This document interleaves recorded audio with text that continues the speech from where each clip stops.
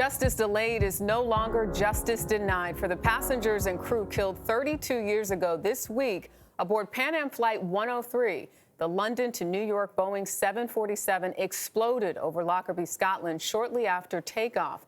All 259 people on the plane, including 190 Americans, were killed, as were 11 people on the ground.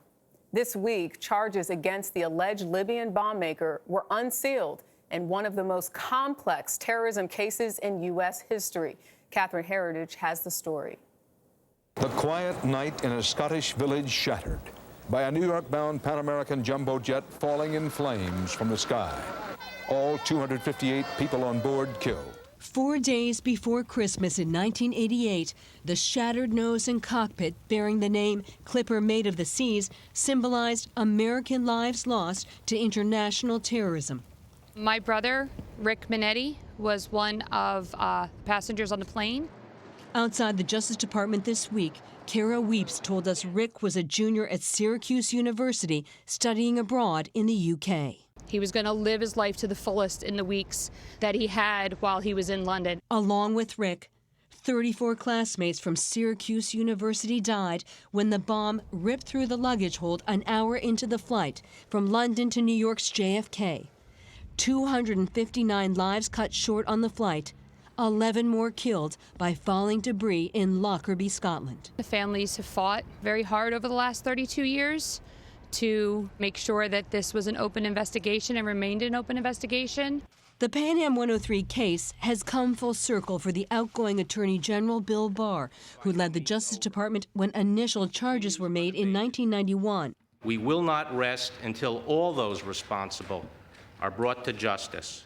At the Justice Department 29 years later, Barr announced charges against the alleged bomb maker. No amount of time or distance will stop the United States and our Scottish partners from pursuing justice. According to newly unsealed court records, the bomb maker Abu Aguila Mohammed Massoud confessed in 2012 and carried out the attacks on behalf of the late Libyan dictator Muammar Gaddafi. The Pan Am flight exploded at 30,000 feet. U.S. Attorney Michael Sherwin. It took literally 4 to 5 minutes for the debris to hit the ground. It fell into a debris scatter pattern of over 840 square miles, which was, and I believe still remains today, the largest crime scene in world history. Like a giant jigsaw puzzle, an international team of investigators pieced together the jet, ultimately leading to fragments of the cassette recorder packed with explosives. It was a copper piece of Samsonite luggage that was only sold in the Middle East at that time. Embedded within some of those tiny pieces of clothing were tiny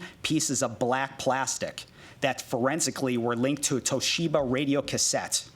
Is there evidence that other suspects remain out there? From what we understand, yes. How many? We don't know. But it doesn't end with the bomb maker? No. Kara still takes inspiration from her late brother Rick.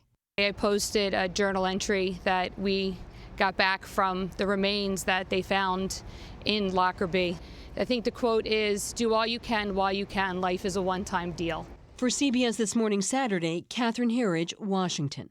Wow, for him to be on that case, Barr, at the beginning and now at the end, saying no amount of time or distance will stop the United States from pursuing justice in this case. Yeah, and for these families, it's just such an agonizing time of year this must be, and especially now with this news, reliving it must be so incredibly difficult. Hopefully they get justice. Without a doubt.